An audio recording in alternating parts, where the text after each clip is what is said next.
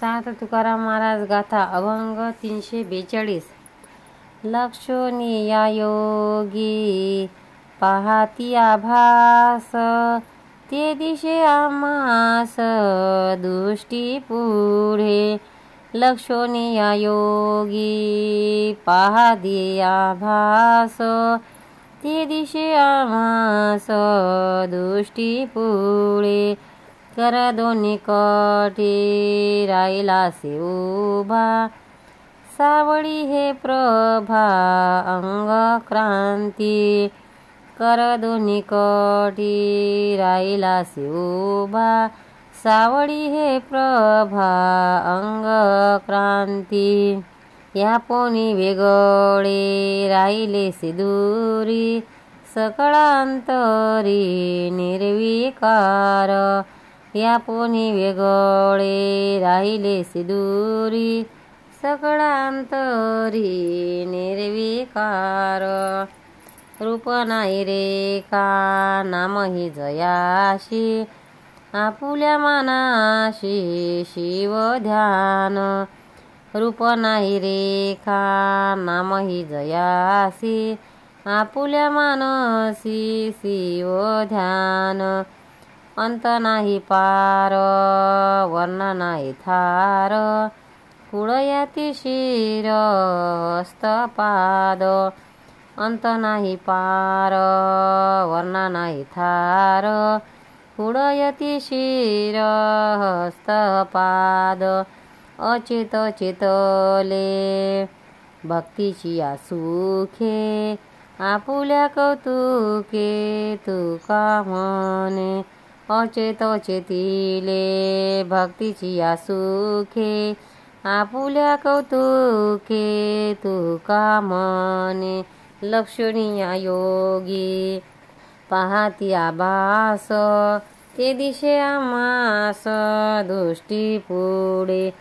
अर्थ आपले महत् भाग्य वर्णन करताना महाराज योगी लोकांशी आपली तुलना करतात व म्हणतात, योगी प्रयत्नपूर्वक लक्ष लावून ध्यान करतात, त्यांना ज्या स्वरूपाचा फक्त आभास होतो ते स्वरूप आम्हा भक्तांना साक्षात दृष्टीपुढे दिसत आहे. जे दोन्ही हात कमरेवर ठेवून उभे राहिले आहेत, त्याची प्रभान अंग क्रांत ही सावळी आहे. जे सकळांच्या अंतःकरणात यापूनही निर्विकारपणे वेगळे राहिले आहेत, ज्या स्वरूपाला रूप नाही, नाम नाही, कसलेही चिन्ह नाही, अशा स्वरूपाचे आम्ही आपल्या मनात ध्यान करतो. ज्या स्वरूपाला अंत नाही, जेथे रंगाला थारा नाही, जेथे कुलव नाही, जाती नाही, पाय नाही, कोणतेही अवयव नाही, जे स्वरूप अचेतन किंवा सचेतन काहीच म्हणता येत नाही, ते भक्तीच्या सुखाकरता लीलेने सगुण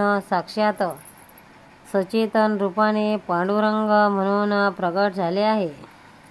सार्थ तुकाराम महाराज गाथा अभंग 343. कैसे रूप ध्यान कैसा पाहो तुझ, वर्मदावी मज याच काशी. कैसे करू ध्यान कैसा पाहो तुझ, वर्मदावी मज याच काशी. कशी भक्ती करू सांग तुझी सेवा, कोण्या भावे देवा आतुळशी.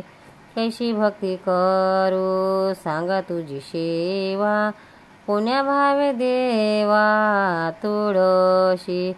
कैशी कीर्तिवानो कैसा लक्ष आणू, जाणू हा कवनो कैसा तुझ. कैशी कीर्तिवानो कैसा लक्ष आणू, जाणू हा कवनो कैसा तुझ. कैसा गाऊ गीते कैसा ध्याऊ चेते, कैशी स्थिती मती दावी मज. कैसा गाऊ गीते कैसा धाऊ चेते, कैशी स्थिती मती दावी मज. तुका म्हणे जैसे दास केले देवा, तैसे हे अनुभवा आणि मज. तुका म्हणे जैसे दास केले देवा, तैसे अनुभवानी मज, कैसे करू ध्यान कैसा पाहू तुझ, वर्मदावे मज याच काशी. अर्थ, देवाला आपली अडचण सांगताना महाराज म्हणतात, हे देवा, हे तुझे ध्यान मी कसे करू, मी तुला कसा पाहू, मी काय मर्म आहे ते सांग. तुझी भक्ती व सेवा कशी करू हे समजावून सांग. तुझी कीर्ती कशी वर्णन करू, तुला मी माझ्या लक्षात कसा आणू आणि तुला कसा जाणू, कोणत्या शब्दांनी तुझे गुण गाऊ आणि चित्तात तुझे ध्यान कसे करू. तुझी स्थिती स्वरूप असे आहे हे माझ्या बुद्धीला कळेल असे दाखव. त्या अर्थी तू मला तुझे दर्शन देऊन प्रत्यक्ष अनुभव दे. सार्थ तुकाराम महाराज गाथा अभंग 344. निगमाचे वन नका शोधू करुषीन, निगमाचे वन नका शोधू करुषीन, या रे गवळणीचे घरी बांधिले दावे वरी, या रे गवळणीचे घरी बांधिले ते दावे वरी. पिडले ती भ्रमे वाटा न कळता वर्म, वाटा पडिले ते धमे वाटेना कळता वर्म. तुका म्हणे भार माथा टाका अहंकार, तुका म्हणे भार माथा टाका अहंकार, निगमाचे वन नका शोधू करुषीन, या रे गवळणीचे घरी बांधिले ते दावेवरी.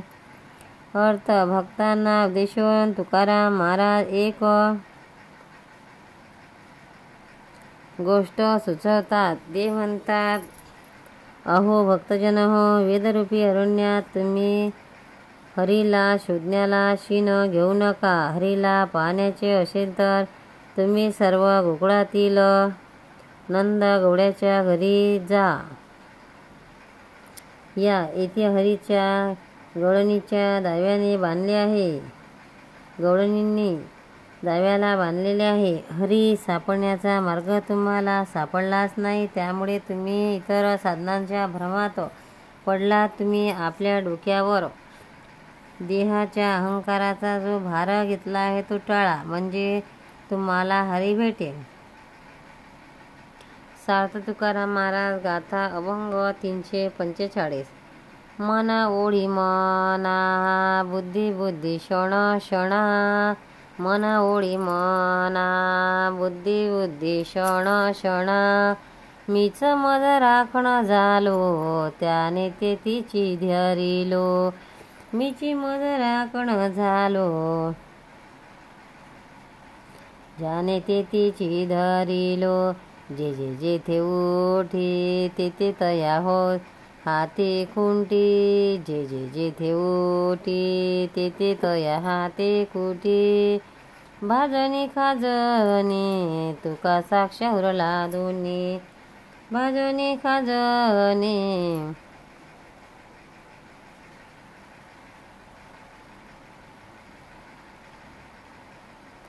आणि तुका साक्ष उरला दोन्ही. मन उडणी मना शुद्ध बुद्धी बुद्धी क्षण क्षणा, मन ओढी मना बुद्धी बुद्धी क्षण क्षणा, मीच मद राखण झालो ज्याने ते तिचे धरिलो. अर्थ, महाराज स्वतःबद्दल म्हणतात, माझे मनस मनाला सांभाळते आणि बुद्धी बुद्धीला सांभाळते. अशा प्रकारे मीच माझा राखणदार झालो आहे आणि तेथे जिथे जगतो त्या स्वस्थितीचा मी स्थिर राहत आहे. जो जो विचार मनाच्या ठिकाणी उठतो तो तो मनानेच कुंठित होतो.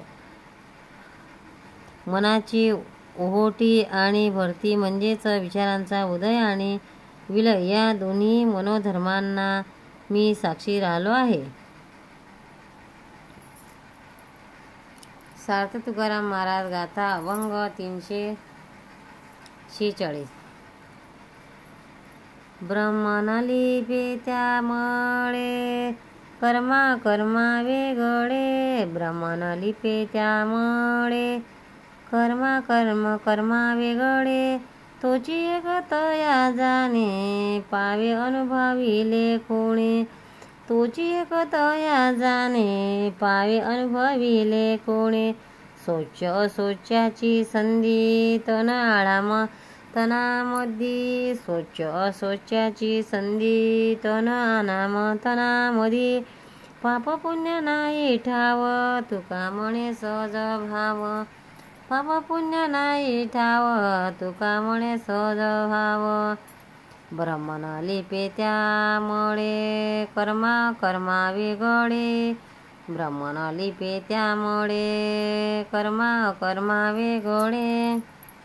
अर्थ ब्रह्म हे कर्म आणि अकर्म यांनी लिप्त होत नाही असे सांगून महाराज म्हणतात, या ब्रह्मस्थितीच्या अनुभवाने जो ब्रह्मरूप झाला आहे तो तशा मनुष्याला जाणतो. ते ब्रह्म शुद्ध आणि अशुद्ध अशा दोन्ही पर्यायाच्या पलीकडे आहे. गवताचेच आळे असून त्यातच गवत आहे असे ते ब्रह्म जाणावे. सहज ब्रह्मभावाच्या ठिकाणी पाप पुण्याची काहीच वार्ता नसते. तुकाराम महाराज की जय. पंढरीनाथ भगवान की जय.